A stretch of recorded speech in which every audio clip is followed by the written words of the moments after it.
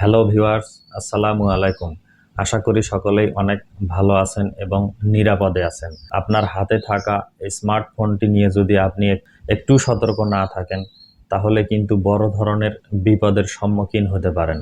কারণ আমাদের দৈনন্দিন জীবনের অনেক তথ্য, যেমন ছবি, ভিডিও বা ডকুমেন্টস কিন্তু এই ফোনেই থাকে।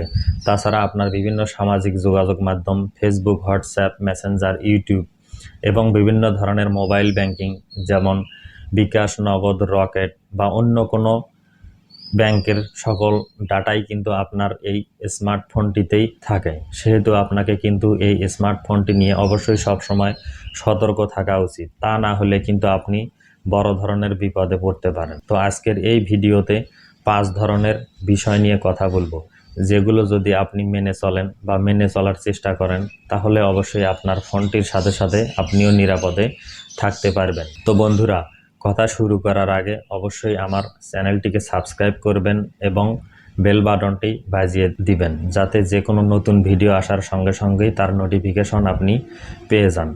এছাড়া আমার ফেসবুক আইডিটিকেও ফলো দিয়ে রাখতে পারেন। আমি প্রতিদিনই নতুন নতুন ভিডিও আমার ইউটিউব চ্যানেল এবং ফেসবুকে আপলোড করে থাকি। তো চলুন বন্ধুরা, মূল কথা শুরু করি। 1 নম্বর যে বিষয়টি নিয়ে কথা বলবো, সেটি নিয়ে কিন্তু আমরা অনেকেই উদাসীন। যেমন সেটি হলো ফোনের স্ক্রিন লক। কারণ আপনি যদি ফোনে স্ক্রিন লক ব্যবহার না করেন, সেটি হতে পারে প্যাটার্ন, হতে পারে পিনকোড অথবা ফিঙ্গারপ্রিন্ট লক। আপনি যদি সেটি ফোনে ইউজ না করেন, তাহলে আপনার ফোনটি যে কেউ পাওয়ার সঙ্গে সঙ্গেই কিন্তু আপনার যাবতীয় তথ্য সেখান থেকে চুরি হয়ে যেতে পারে। তো এই বিষয়ে অবশ্যই সতর্ক থাকবেন।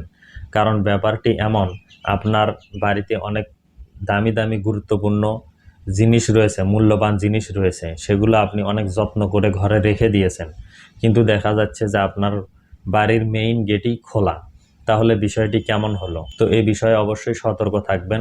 আপনার ফোনটিতে সবসময় স্ক্রিন লক, যে ফোনে যে সিস্টেম থাকে না কেন, স্ক্রিন লক হতে পারে, পিনকোড হতে পারে অথবা ফিঙ্গারপ্রিন্ট লক, যেটি থাকুক না কেন, আপনি সেটিকেই সবসময় ব্যবহার করবেন। তাহলে আপনার ফোনটি আর কেউ নিলেও সহজে সেখানে প্রবেশ করতে পারবে না বা আপনার কোনো তথ্য সে নিয়ে যেতে পারবে না।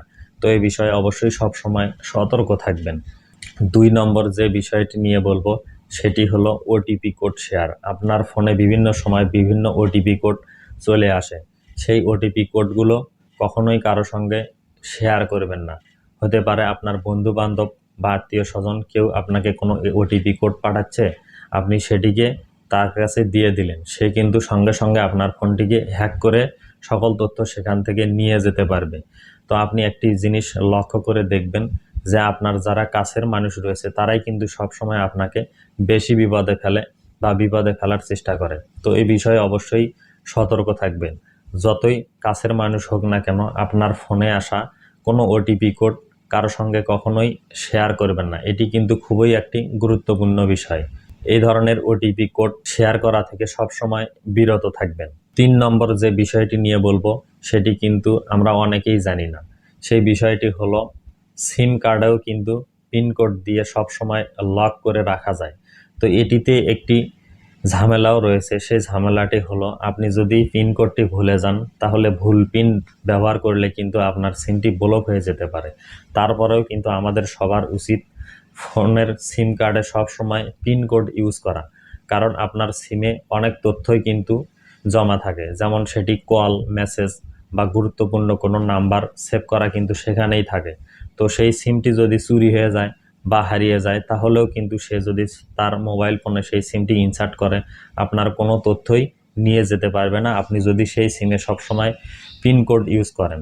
তো এই বিষয়ে সতর্ক থাকবেন। অবশ্যই সবসময় আপনার সিমে পিনকোড ব্যবহার করার চেষ্টা করবেন। 4 নম্বর যে বিষয়টি নিয়ে বলবো, সেটি হলো কল ফরওয়ার্ডিং অপশন। অনেক সময় আপনার ফোন কেউ নিয়ে গেলে বা কেউ পেলে আপনাকে সেখানে একটি সেটিং করে রাখবে, যাতে কিন্তু আপনার ফোনে আসা সকল কল বা মেসেজ তার ফোনে ফরওয়ার্ড হয়ে চলে যেতে পারে।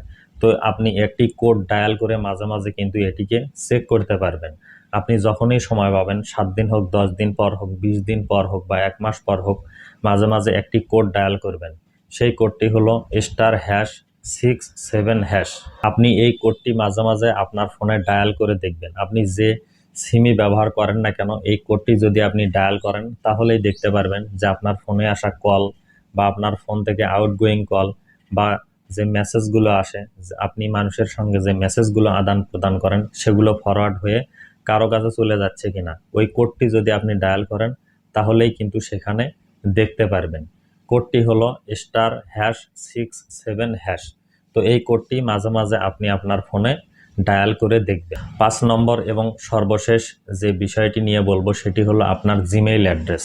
আপনার জিমেইল অ্যাড্রেস ফোনের জন্য কিন্তু খুবই গুরুত্বপূর্ণ, কারণ একটি জিমেইল অ্যাড্রেস দিয়ে আপনার ফেসবুক, মেসেঞ্জার, হোয়াটসঅ্যাপ এবং ইউটিউব চ্যানেল খোলা থাকতে পারে। এছাড়াও বিভিন্ন ব্যাংকের অ্যাকাউন্টও কিন্তু সেই জিমেইল অ্যাড্রেস দিয়েই খোলা থাকে। এছাড়া অন্যান্য অ্যাকাউন্টও করতে গেলেও কিন্তু আমাদের অনেক সময় জিমেইল অ্যাড্রেসটি লাগে। তো সেই জিমেইল অ্যাড্রেসটি কিন্তু খুবই গুরুত্বপূর্ণ। সেটির অ্যাক্সেস যেন কারো কাছে চলে না যায়।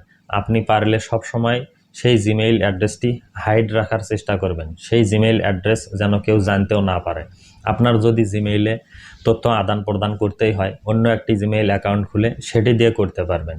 তো এই অ্যাকাউন্টগুলো যে জিমেইলটি দিয়ে করবেন সেই জিমেইলটি যেন কেউ না, যদি জেনেও যায়, সব সময় আপনাকে সেখানে 2 স্টেপ ভেরিফিকেশন অন করে রাখবেন।